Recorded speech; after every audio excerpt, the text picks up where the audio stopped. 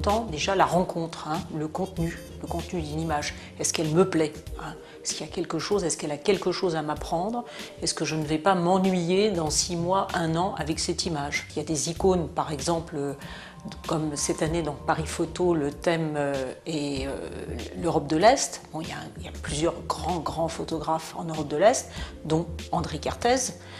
On peut évoquer cette fameuse photo qui s'appelle Chez Mondrian.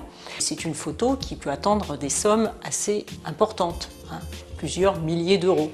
Qui sont les grands photographes? Qui sont les grandes photographies? Quelles sont les grandes photographies? Le nom de l'auteur, le titre, l'année, et puis éventuellement la technique, comment cette photo a été faite, à partir de quel négatif. Une image, on a tendance à l'oublier un petit peu parce que maintenant, surtout les jeunes gens ne connaissent que les images numériques, mais une image, ça a été fait pour une image classique, en argentique, c'est fait à partir d'un négatif, et à partir de ce négatif, on fait des tirages.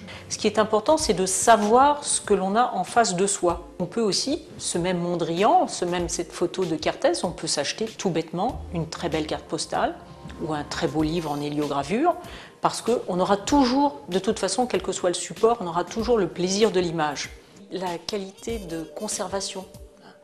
Parce que alors là, on va parler de photographie ancienne, mais même une photographie moderne doit être quand même dans un bon état de conservation, donc ne doit pas être passée, ne doit pas être abîmée. Alors attention, quelquefois il peut y avoir des petites cassures, ça fait partie aussi de l'histoire de la photo. Mais si une image disparaît, c'est pas très joli comme expression, mais quand on dit une photo 19e qu'elle est pisseuse, c'est-à-dire qu'elle est jaune pâle, c'est vraiment pas la peine. On vous dit ah oui mais ça vaut cher parce que c'est de la photographie ancienne. Non, c'est pas une belle photo ancienne, elle est chocolat. On a posé un petit cadre que l'on va pouvoir enlever. Alors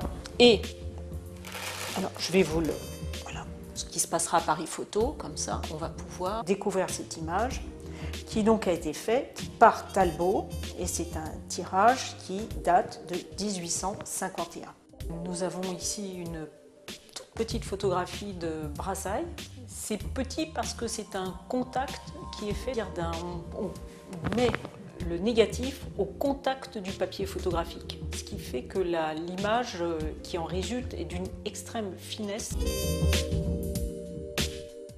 La beauté, la qualité de l'image, le travail qu'ont fait aussi les institutions, le travail de livres aussi, les reproductions, des collectionneurs qui achètent et qui désirent ces images et qui quelquefois sont prêtes à les payer très cher. Et puis il y a aussi les critiques qui font un travail aussi sur ces images. Ce qui fait qu'une œuvre est riche, c'est parce que aussi elles ont des capacités à s'ouvrir et à être interprétées par d'autres générations, par d'autres regards, par d'autres personnes.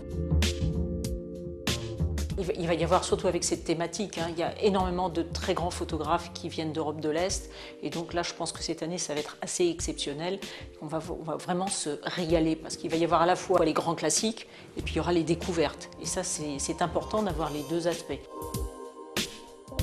Jürgen Lefsger, qui donc va présenter un tout nouveau travail sur des jouets qu'il a photographiés de façon muséale et qui ont été récupérés chez quelqu'un qui vit à la campagne et qui entasse des tas et des tas d'objets.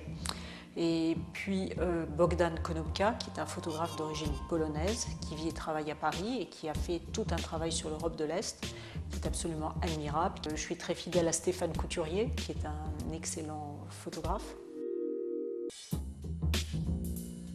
La photographie de collection, c'est-à-dire la photographie que l'on garde, la photographie qui fait partie des collections muséales, la photographie qu'on s'achète pour se faire plaisir. Après, on peut s'interroger sur l'avenir de l'image fixe. Ça, c'est autre chose.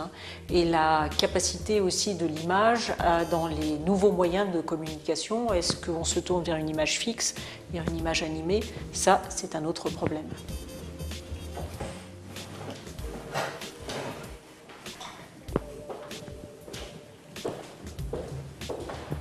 Il y ait de très nombreux Paris Photo, c'est notre vœu le plus cher.